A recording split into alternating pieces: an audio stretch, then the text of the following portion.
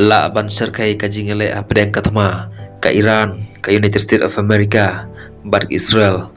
Presiden jong United States of America Donald Trump ka ba ulapan pau hakaran san social X jongu ka bangitip kum ka X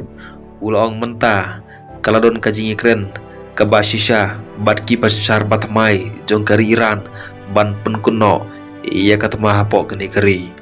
ulaong ka jingi kren ka balia shikmat tang balara omla ban munjor iya ke aka kaban kongo ban pendem kababiang bat klem da penslem da kaba kami denti ban pentrekam bat hakujo kopor balada omla ban play ke Street of Hormuz shisendon naga mata ka kamai keji ki jahat kit umpriang ki biyai langba naga Street of Hormuz.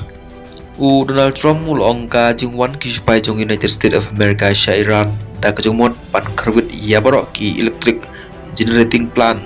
ki telong umpriang rangkat ka Kars Island bat hado ki desalination plant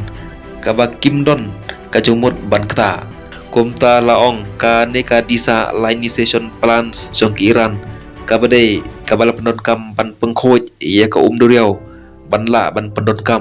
kumta ka United States of America kalamaham ya ki Iran ban siu keliang ya ki siapa joka da ka pamaham ban penpaj penpralut ya ki Iran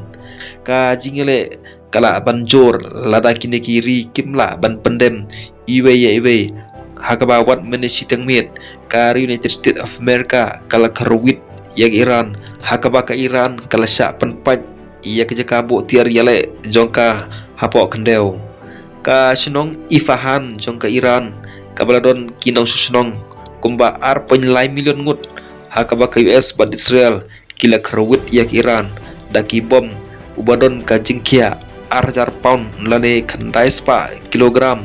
bat kini ki jaj bom ki betip kerteng kup ki bunker booster bom ki bala ban penpaj bat premthai sepok kendeu ka senong Ifahan jong Iran laong bakadai ka senong kabelasna nuklear jong karilan sepok kendeu bat hakajo kopor kabadon ro ia ka military base jong Iran